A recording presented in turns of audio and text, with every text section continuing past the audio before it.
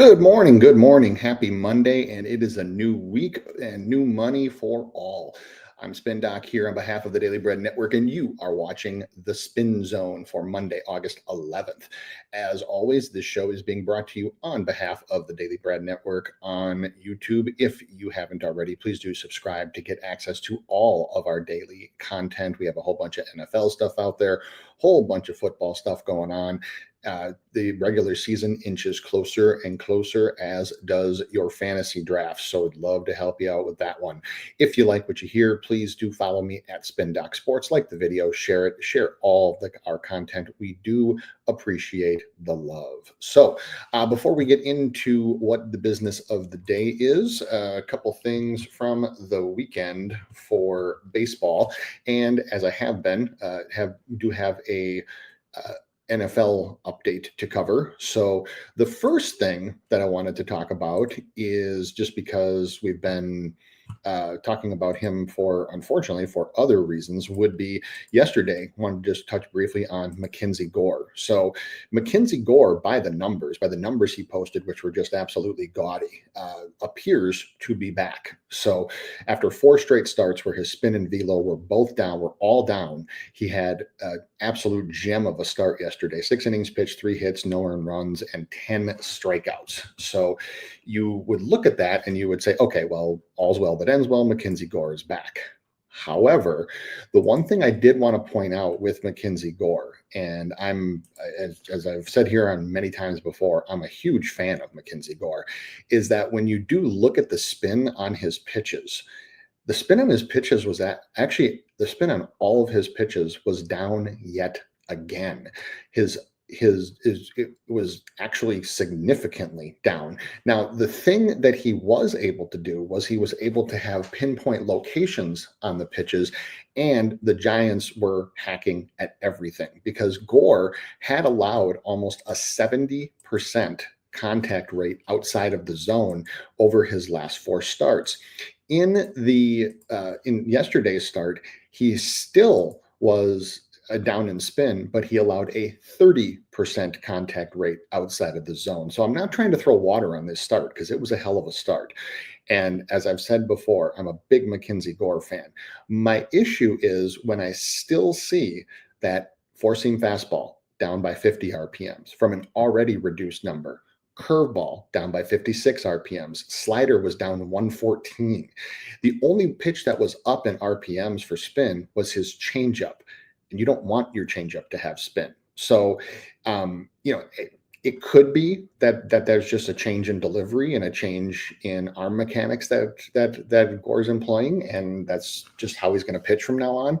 But his velo was up, so he was generating more velo on his pitches, but his spin was down again. So it's interesting because when the spin is down like that, you wouldn't expect a guy to strike out 10 guys. And so what that partially means is that the Giants were just brain dead at the plate. And watching that game, because I wanted to see how he was pitching, they were absolutely brain dead swinging at some of those pitches and could not make contact outside of the zone.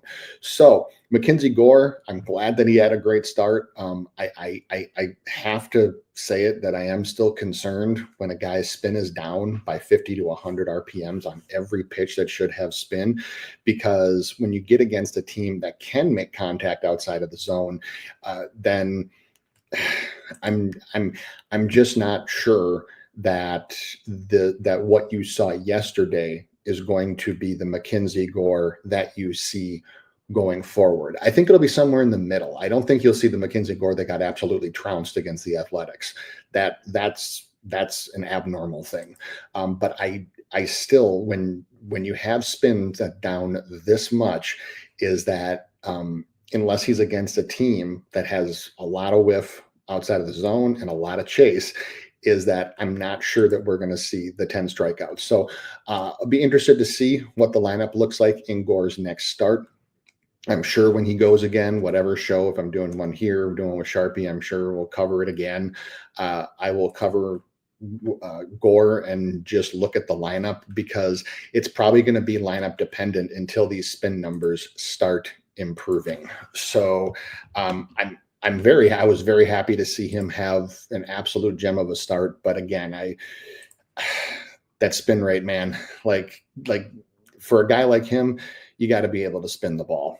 So, a couple other things from the weekend that I wanted to touch on. Not really so much from Sunday, but on Saturday, the Blake Snell experience. I wanted to give Blake Snell some flowers. It's always a wild ride when he pitches. That's why he has the nickname for me is. But Saturday was the highest of the highs for Blake Snell. 5 innings pitched, 3 hits, no earned runs, 10 strikeouts against one of the highest contact teams in the league. But this is actually a good point of emphasis about that team, which would be the Toronto Blue Jays, is that Blake Snell spends less than 47% of his time in the zone, and he spends way under average in the zone. He needs to get guys to chase because his four-seam fastball is good, but it's not overly dominant. It's kind of like Mackenzie Gore, to be honest with you. Snell can sometimes run his velo up a little bit higher, but Snell, a lefty curveballer, Gore, a lefty curveballer, when they have guys chasing, it's very, very difficult to beat them. And Toronto, the guys that strike out the Toronto Blue Jays are when you can get hitters to chase. If you can get hitters to chase, you can get the Blue Jays to swing and miss. They are ultra high at contact in the zone. But if you get a chase pitcher, because I remember when a lot of people were on Jack Flaherty's under when he went up there and to Toronto, and he struck out 6 or 7 or something like that because he's a chase pitcher. They will swing aggressively. They will chase. And when you get a team doing that enough, the chances are good that you can rack up the Ks. And that's exactly what Blake Snell did. But I mean, I know I call him the Blake Snell experience, and it's actually like a in good fun nickname. I actually like Blake Snell a lot. And I love when he's just on the edge. He's actually said before that he prefers it that way. It's like he doesn't mind throwing a whole bunch of crazy breaking balls on 3-ball counts, and even putting a guy on base or two and trying to pitch his way out of it. He doesn't mind that stress, and he actually approaches it as a challenge. So whereas some pitchers like to just be efficient with their pitches and pitch clean innings, that's just not who Blake Snell is by his own admission. The other guy, last guy from Saturday I wanted to talk about just because he looked really good. He had one kind of bad inning.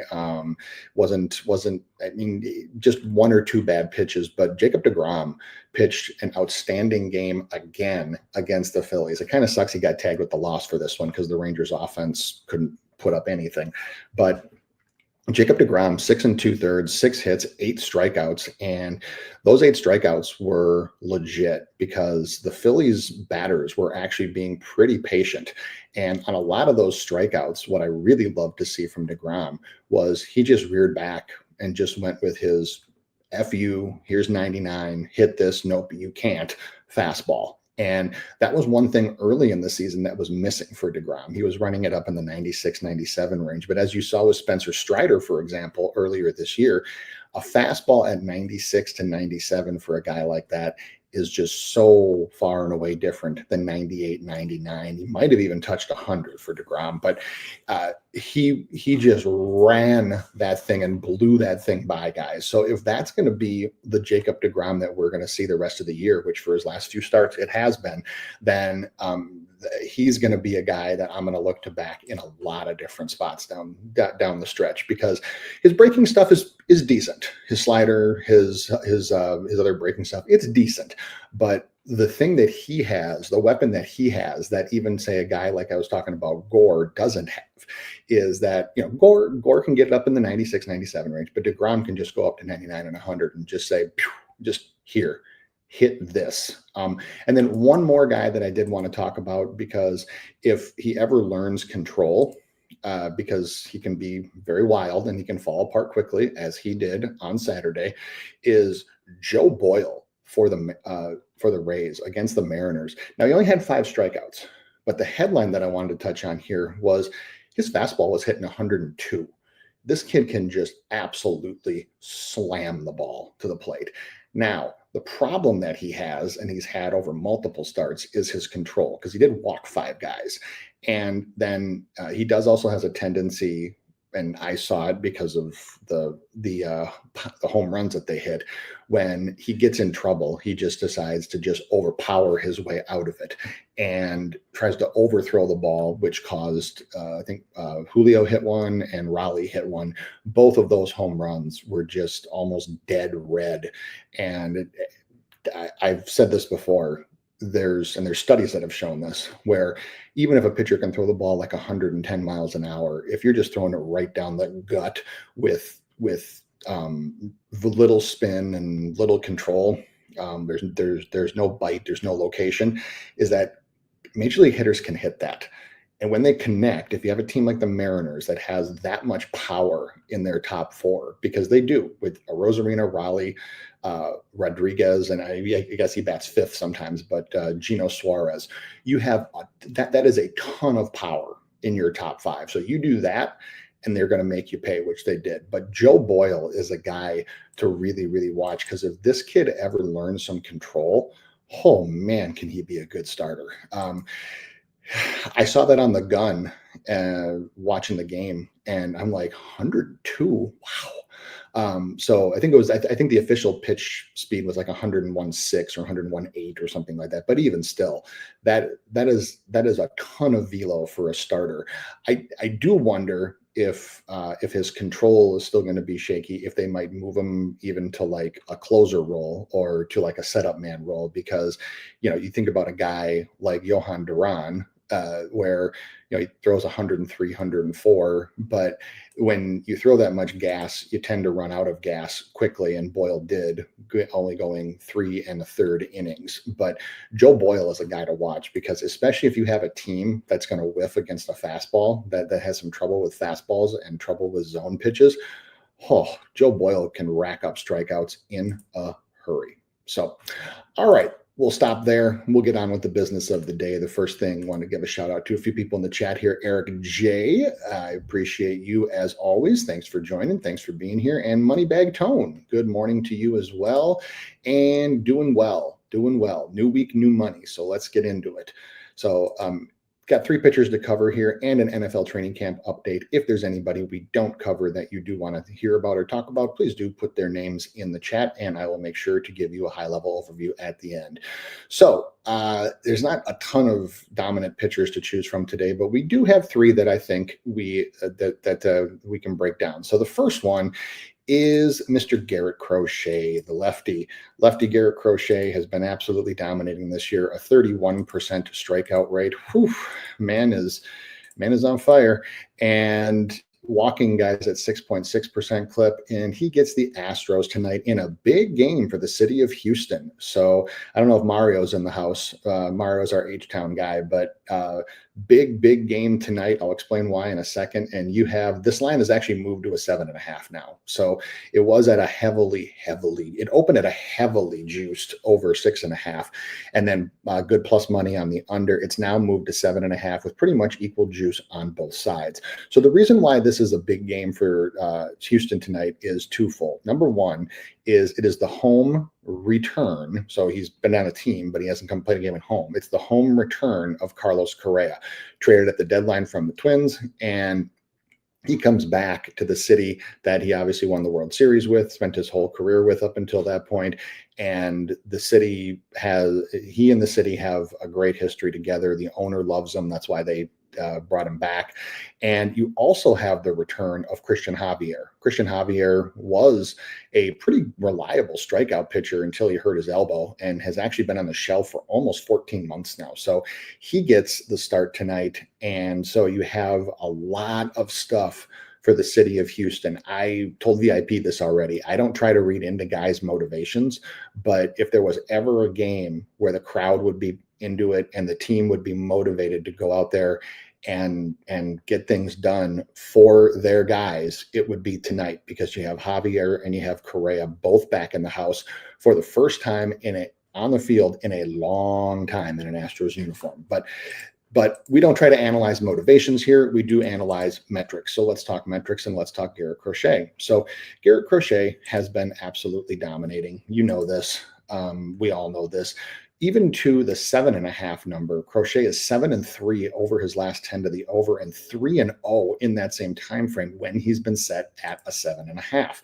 Now, with Crochet, I always look at zone contact and zone swing because he does spend 52.8% of his time in there, and his primary pitches are a four-seam fastball and a cut fastball. So cutter is basically a fastball that cuts in or away.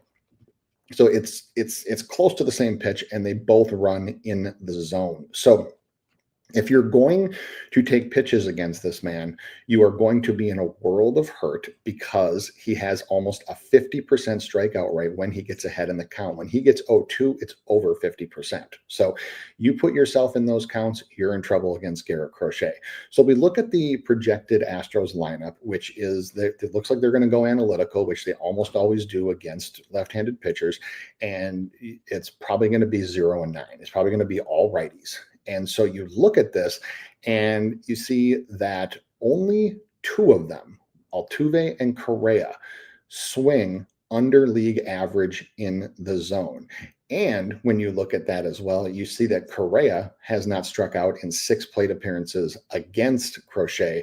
Altuve, 2 out of 5. So of those two together, you have 2 strikeouts in 11 plate appearances for the guys that take pitches in the zone. Now we flip it.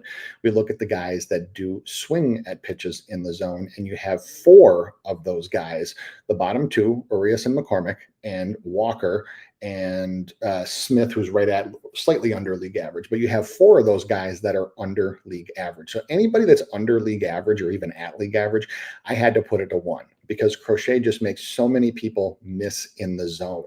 Now, my problem here with an over, and especially on an over 7.5, is that you have a lot of guys that swing at a lot of pitches in the zone. And even in top 3, you have Pena, and you have Altuve and Correa, 86% or better, almost over 4% better at league average and swinging in the zone. You also have all of those same guys who don't have a high whiff percentage at all to either a four-seamer or to a cutter. So you go down and you see Yanni Diaz, who swings aggressively as well. He's got an 88% zone contact. Victor Caratini has an 85% zone contact. So you have about half and half here about guys that Crochet can easily get versus guys that, he could get, but it would be a little bit tougher. The only guy that I could put as a potential dead spot in the lineup is Correa. 1, because of how he's playing right now, and 2, because of his metrics and past history against Crochet, and the fact that his whiff percentage to a cutter and a four-seamer, which comprise almost 65 to 70% of Crochet's pitch mix, is under 20%. So you add all that up, and for as dominant as Crochet has been, I still think it would be hard to get Correa. So when I go to the 4 with zone contact under league average that he can get, you have Urias, you have McCormick, you have Smith, and you have Walker.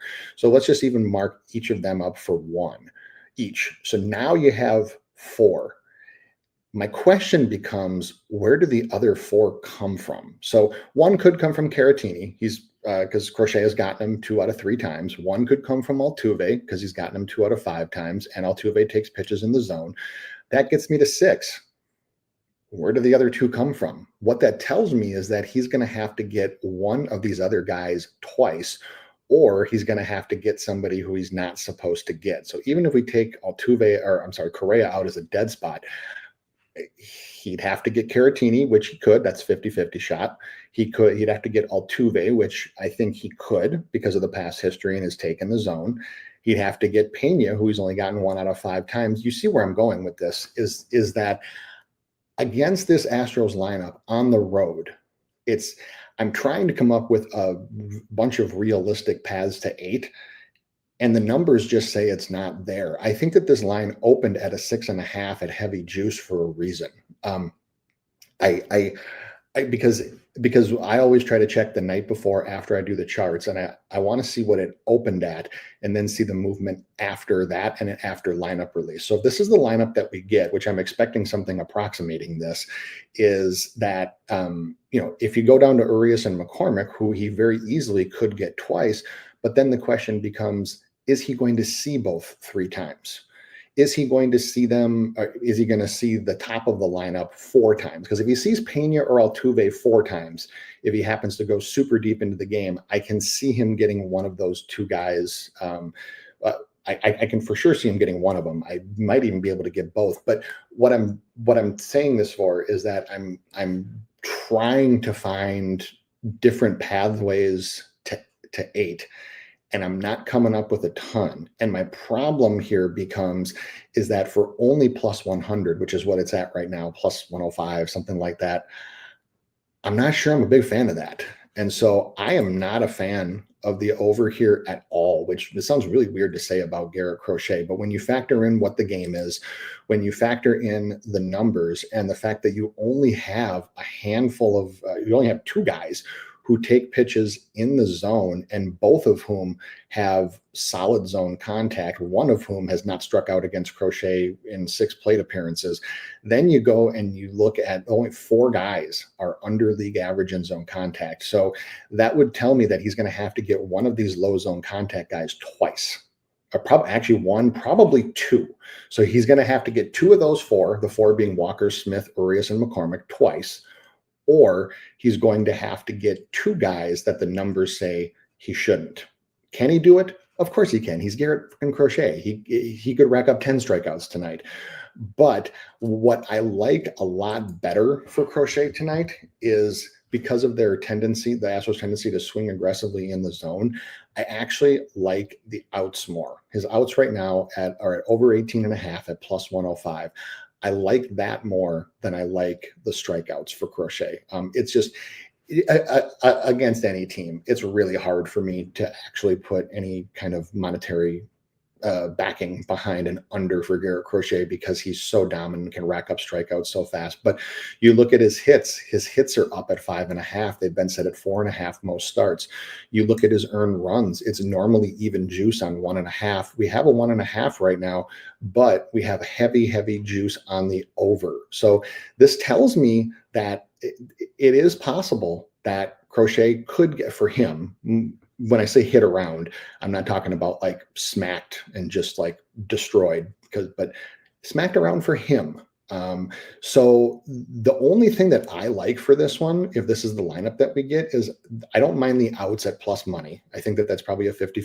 I think that the outs over 18.5 outs, meaning he has to pitch into the 7th, is about a 50-50 proposition. And I think at plus money, there's a little bit of value there, but I'm just not seeing the strikeouts. I'm not seeing the pathways to 8 here. And I don't even know if I like taking it down to 7+ and trying to play around with that and pay juice and whatever on it. So Crochet might be a pass for me tonight. And especially if we get this lineup, because 4 guys bad at zone contact, only 2 guys that take, and one of them is basically the dead spot in the lineup. So those are the things that I always look for in Crochet, and they're just absent here in the Astros lineup.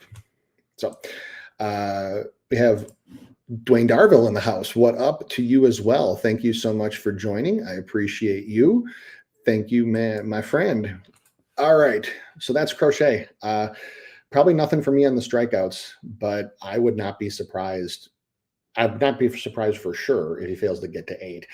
Honestly, 6 strikeouts wouldn't surprise me that much either in this one. So I think that the under for this one is left to people with bigger cojones than myself. So I'm probably just going to leave that one alone. Let's go on to another pitcher who is facing a high contact team. And this was going to be Freddie Peralta, but he got moved back to tomorrow. So you'll hear about him as a sneak preview on tomorrow's show. So you have Logan Webb. The righty is striking guys out at a 26.9% clip, mostly on his changeup, which the whiff rate on that, I'll tell you in a second, but the improvement on it has just been ridiculous. Walking guys at a 5.5% clip. He gets the Padres tonight at home. And you have a line that you don't see very much on Logan Webb. You do see a heavily juiced under 5.5, which normally it's the other way. Or you normally, and actually some books are even hanging a 4.5. 4.5 on Logan Webb. Well, when you look at the numbers, it's, to me, I get why it is. The first things first is that Logan Webb has ample amounts of plate appearances against this Padres lineup. And as you can see in the bottom right, he hasn't had a whole lot of success K'ing them at home or on the road. I mean, this is enough past history where what I look for is, are the books taking it into account or are they not? Because when there's only 15 to 20 plate appearances for a guy against a team, and it's like, oh, well, the books dropped him, but look at the past history. Well, if it's only 20 plate appearances, that's not that many. That's like one start. So Logan Webb has faced the Padres, or has faced the Padres many, many times in his career. 175 plate appearances, which is one of the highest numbers that you'll see for a guy against a single team. Only 34 strikeouts. So a 19.4% K percentage. And as you can see going up and down this lineup, nobody over 30%. He's gotten none. Zero over 30%. So what I look for with Logan Webb is, because he does get guys to miss when they chase, is I look for chase contact and chase rate. And I also look for whiff percentage against a changeup. The reason why that is, as I alluded to earlier, is Webb has really modified his changeup this year. He's modified the delivery of it. He's modified its location. And last year, for example, his changeup, which he threw 30% of the time, was averaging a 21.6% whiff rate. This season, he's throwing it 23% of the time and generating a 35% whiff rate. He also uses it as his primary out pitch. 27% of his strikeouts are on the changeup, whereas last year that was at 16.4. So his changeup is just disgusting this year. It runs low in the zone, and just the way that it hits, where it comes in about 8 to 10 miles an hour less than his sinker, or even a four seam when he throws it, and just gets to the bottom of the zone and then just drops and bites away. I don't know what he changed on it, but man, that changeup is disgusting. So those are the three things that we're looking for. So we look at this Padres lineup, which is 4 lefties and 5 righties. Now, of these guys, we do have 4 if you count Furman, but really 3 guys that chase: Arise, Machado, and Merrill. Now, Machado and Merrill, I'll take separately because both of them have pretty similar contact rates when they chase. They also have pretty similar swing profiles overall. You can see that their zone contact is almost the same. Their chase contact is very, very similar. And both of these guys have about a 16 to 20% strikeout rate against Logan Webb. So you take that into account, and I got both of them for a half. I got both of them for 50-50. And then you go up to Arise. And obviously you can see his just absolutely disgusting contact metrics. He has never struck out against against Webb in 19 plate appearances. And so he gets the rare 0. Normally 0.25 is the lowest grade that I give to a guy, which basically just means that there's a 25% chance or less he will strike out. And so that means that I think the pitcher will only have a chance to strike him out if he faces him 4 times. Arise, he's just not going to strike out. Like, he's a straight 0. That is an absolute dead spot. So you have to take that one off the table. Then you have to go down and you look at the guys that chase with Machado and Merrill, and you see that both of those guys are at about 50%, because Machado whiffs a little bit more to a changeup at 37.9 versus Merrill's 20.7%. But the difference is Machado's also faced Logan Webb 42 times versus Merrill, who's faced him 10. 10 is a decent number, but it's not 42. So when you only have 7 strikeouts and 42 plate appearances, I can't go any higher than a half.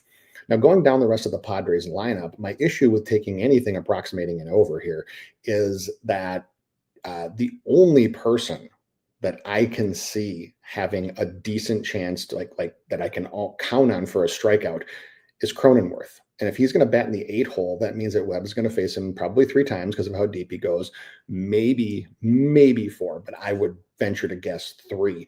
Now, he does have a 42.5% whiff percentage to a changeup, and his zone or chase contact is relatively close to league average. So when you have those 2 things working for you, Webb's already got him 9 times. I would expect Cronenworth to strike out. But you look across the rest of the lineup, and the only one that I can even maybe count on for a strikeout would be Tatis. and that would be 1 at most. So I think that the line is set exactly where it should be. And for me, for Logan Webb, even though he's at home and even though he's been absolutely dominating, this is a team that he's faced many, many times. And this is a team that he has not struck out many, many times. So I'm looking at the under here. I think if you're going to play this one, you have to be on the under, especially if Arise is in the lineup, which I would expect him to be. It's a big divisional series. But I just don't. I mean, I see Tatis whiffs against a changeup. I see Cronenworth whiffs against a changeup. Furman, Bogarts, and Machado are decent whiff percentage against a changeup, but also not a lot of those guys, not a lot of these guys chase. Not a lot of these guys chase, and the guys that do have decent contact. So what I have in this lineup is I have a lot of 50-50 shots, as you can see. 5 guys of the 9 who I think maybe they strike out, maybe they don't. And that's not something that I'm willing to risk money on an over when you have so much past history in this one that is just bad. It's just bad. So Logan Webb, very, very clear look at the under for me, if anything. All right. Last but not least, we will talk us some Yoshi. We'll talk us Yoshi Yamamoto. The righty is striking guys at a 28.5% clip, walking guys at an 8% clip. And this is the polar opposite of what we just talked about with Logan Webb, is that this is a guy who hasn't faced the team that he's facing. And oh my, could he rack up strikeouts. So Logan Webb, we have a 6.5 at heavy juice, and we have an under 6.5 at plus 120. Now, I see why the line is set the way that it is, because you have Logan Webb, who is 5-5 to this number, and 4-4 when he's set at a 6.5. And so you have so you take that plus his average, and then you take the heavy juice because of the opponent and because of some of the metrics of his opponent. And that's where you get a heavily juiced 6.5 on the road.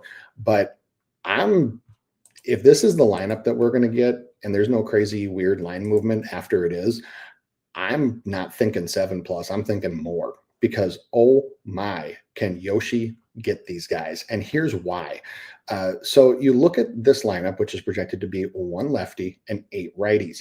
Now you have Yoshi, who spends a little bit higher than league average in the zone, but what he really generates is a lot of chase whiff, allowing chase contact 3% under league average.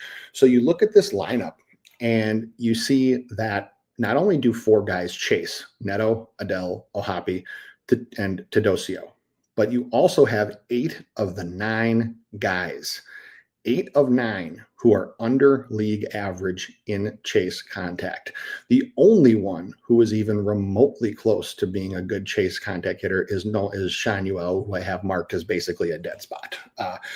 So if he had any past history against Yoshi with no strikeouts, I would probably put him at a straight 0. But he's the one that's going to be tough to get. But chase pitchers can just obliterate this team, and they have before. So 8 of 9 guys, and not only are 8 of 9 guys under in chase contact, look at some of those numbers. I mean, just look at the contact, the chase contact column, and compare it to the league average of 55.1. Not only are they under, but they're miles under. So when this team chases, they just don't hit. Plain and simple. So I can see, whereas with Crochet, I couldn't see a whole lot of paths to get to 8 because of the swing profiles of everybody he'd be facing. I see about 15 to 20 different paths for Yoshi for this, especially when I look at his outs and I see that they are set at a 17.5, which is right where they should be. And it's juiced to the over, which means they think he's going 6. And then I also see on the road, we get a 4.5 for hits and a 1.5 for earned runs, which usually for him has indicated a very good start. But it's chase for me, man. Half the lineup chases, and none of them make contact when they chase. And so what I see in this is that other than Shanuel, if this is the lineup that they run, there is not a single person in this lineup outside of Shanuel that Yoshi couldn't get. So you give me that many chances to get 7, and you tell me that you think he's going 6, and you tell me that he's going to go and he's going to only have 4 4.5 hits and 1.5 earned runs, it tells me that Yoshi could have himself a day tonight. So I'm clearly looking at the over here. I might even be looking at an alt over if this is the lineup that we get. If for whatever reason, like I don't think he will be, but if for whatever reason Sean Yuel's out, there's not a single lineup that they could put in that's going to get me off the over. There might not be, period, but there's certainly not one if Sean Yuel is not in. So the only thing that might make me change would be if Rengifo and Sean Yuel are both in and the line moves against us after lineup. And even then I might still try to do something with it. But Yoshi is the kind of pitcher with his chase stuff and his splitter specifically that is just custom made to strike this team out. You can see the whiff percentages to the splitter for this team. And you have 5 of 9 guys that are over 40%.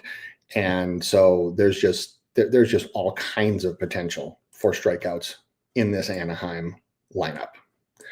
All right. We'll go to other looks and other things for the day, and I'll take a few comments from the chat. I see Roger has some questions and Eric has one. Okay. Thoughts on Pepio and Springs for the late night, for the nightcap. I went into today thinking that I might want to take a look at Pepio, but this line is scaring me. I have to be honest with you, because Pepio has hit 6+ strikeouts in 7 of his last 10 starts. He's averaging 6 strikeouts. And now against the Athletics, you're going to give me a 5.5 with plus money on the over. To me, they're making it way too easy to take the over here. And so when that happens, I usually don't oblige. I don't go the other way because an under on the Athletics just is a tough sell right now. So I'm probably just going to leave that one alone. I also didn't like that his outs, which have been at 17.5 pretty consistently for most of his last 10 starts, were now dropped to a 6.5, and his hits, which have been at 4.5 each of his last 2 starts and most of his last 10, was up to 5.5. It tells me that there might be a world where Pepio gets smacked around a little bit. The other reason why I think that is because the Athletics play in that Cracker Jack ballpark, and Pepio, with the amount of time that he uses a fastball, you can connect on that and you can knock him around a little bit, which can rack up his pitch count. So I'm not as high as you might think on Pepio tonight. For Springs, it would probably be an under or nothing for me. He did get, he was at a 5.5 last start, but that was because of the opponent. But he's pretty much set at average. But my thing with Springs is that what makes it tough for me to take an overlook here on Springs is that he only spends 48.5% of his time in the zone, and the Rays don't have a whole lot of guys that chase. So, and he also allows contact right at league average for both. So I think that the line is probably right where it should be. If you're looking anything on Springs, I might look kind of slightly on the under, but overall to me, there's just not a whole lot of value on that one. Eric J asking thoughts about Yu Darvish. Well, there's certainly a lot of history here, but my only issue with Darvish is that he's probably not going to throw any more than 5 innings. His outs are set at the 14.5, and so basically, or heavily juiced under 15.5, which tells me that he's going to go 5 innings, and so it would be over or nothing for me. Because there's good plus money on it over. What I might want to do if you wanted to have anything on Darvish is pull him down to 4 and put him in a parlay or something with somebody else.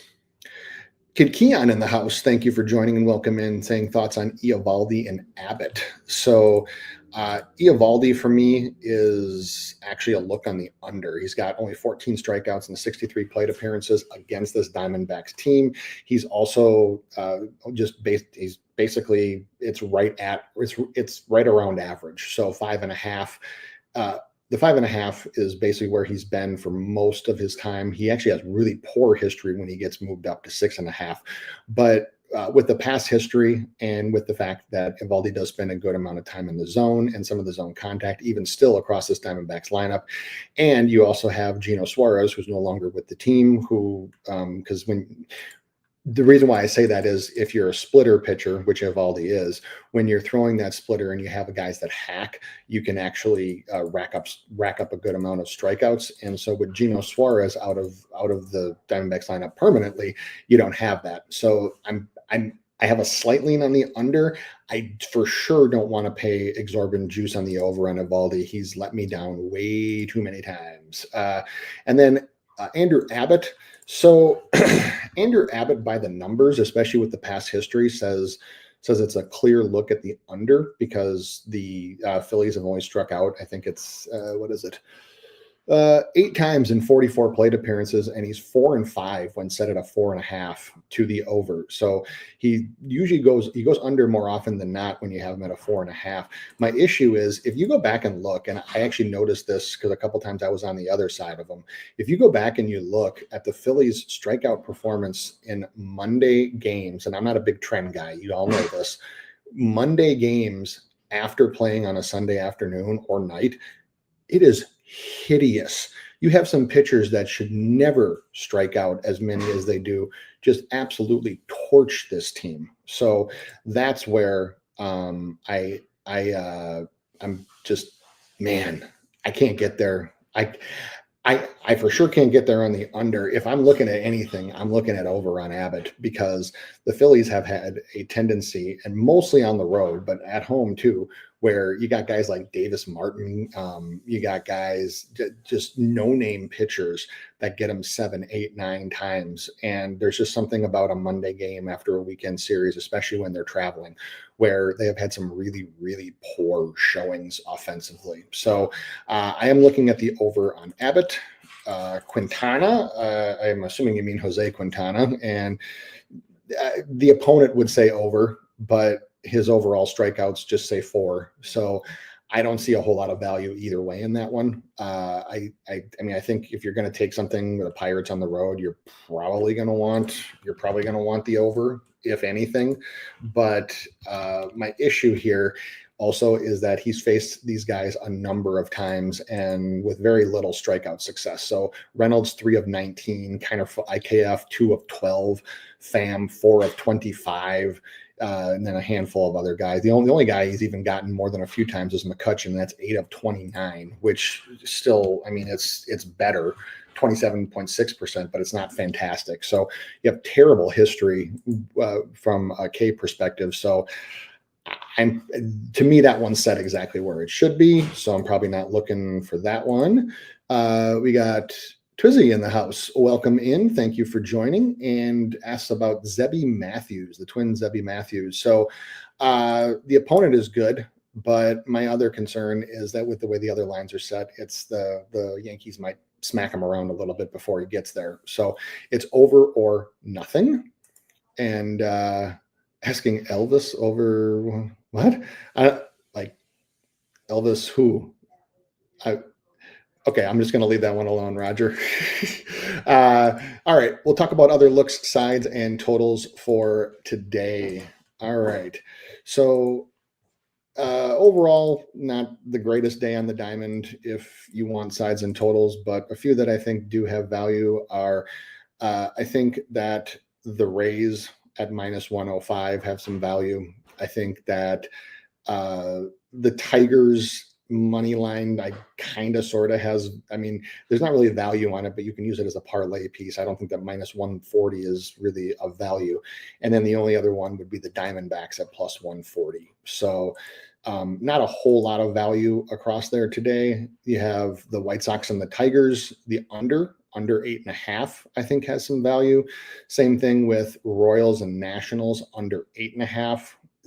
Also, the same could be said about either team total under, I think has some value as well. All right. Quick NFL training camp update. Couple things from the weekend, and couple things to know is number one is Rashee Rice. Wanted to quick talk about Rashee Rice, and that if you're drafting Rashee Rice in a fantasy league or in any kind of fantasy format, you have to be prepared to be without him for 4+ games. So if Jordan Addison got 3 games, there was also a word over the weekend that the team is preparing for him to be out for 4+ games, probably 4 to 5, which is what I expected it to be. So just know, like, don't let that dissuade you from drafting him, but just know that there will be that you will be without him for the first probably 5 games of the year because of his situation on that freeway in Dallas. The other thing is that Tajay Spears suffered a high ankle sprain in their first preseason game. Spears was set to actually take a bigger workload of the running game from Tony Pollard and actually had some upside value in an offense that could surprise in spots this year in the Titans. But that high ankle sprain, it's they can be tricky and they can cause guys to come back and just not be themselves. So Tajay Spears moves off of being like a slight sleeper, slight value guy for me to a guy that I'm only going to take if he's available below ADP. And then the other guy that I want to talk about, that he's from my team. I mean, you can see behind me, the guys from my team that I really want no part of from a fantasy perspective would be Rachaad White. He suffered a groin injury already, limped off the field, fell on the sidelines, and the trainers got to him. The other thing this comes on the heels of is that Bucky Irving has been taking most of the first team reps in camp, and the coaching staff has openly talked about wanting to get Sean Barber the ball more. So Rachaad White is way off my draft radar. I wouldn't even use him as a handcuff. Honestly, if you're drafting Bucky Irving early, which he's electric, so I would, the one that I would use as the handcuff to Bucky Irving is Sean Tucker. The coaches have not hid at all that they want him to get the ball more. They have not hid in the slightest that they want to use him as kind of the secondary back, and kind of the original plan was to use White and Barber in tandem as the second back, like equally, which would cannibalize both their volumes. But if White's injury is anything, I can see Barber getting that second back spot and just not giving it back. So Rachaad White is way off my draft radar. And then the last one I wanted to talk about is I love this kid coming out, and I'm glad that they used him as such. RJ Harvey for the Broncos. So he played 12 of the 19 first team snaps, and he also took 12 of the 13 snaps on first or second down. J.K. Dobbins did run 1 snap with the first team, but Sean Payton wants this kid to be his lead back. So I don't buy that any Dobbins hype at all, if there even is any. I personally think that RJ Harvey will be the primary back for the Broncos, and I also think that he's probably going to outsnap J.K. Dobbins pretty healthily in most games, and in an offense that, like, I mean, they're not going to light the world on fire, but you have a creative play caller with Sean Payton, and you have Cortland Sutton. You have some weapons, and you have a very capable and improving quarterback in Bo Nix. RJ Harvey could have some nice value even in redraft leagues. So he is going up my draft chart quite a bit. All right. I think that'll do it. We'll run through the chat one more time and get on out of here. Wanted to say a shout out to Eric J, to Moneybag Tone, Dwayne, Roger, Kid Keon, and Twizzy. Thank you all so much for being here. As a reminder, this show is brought to you on behalf of the Daily Bread Network on YouTube. Please do subscribe. Give us a share, a like, a follow. We do appreciate the love. We'll be back with more tomorrow from NFL training camp and 3 more pitchers. Best of luck in all your action. We'll see you then.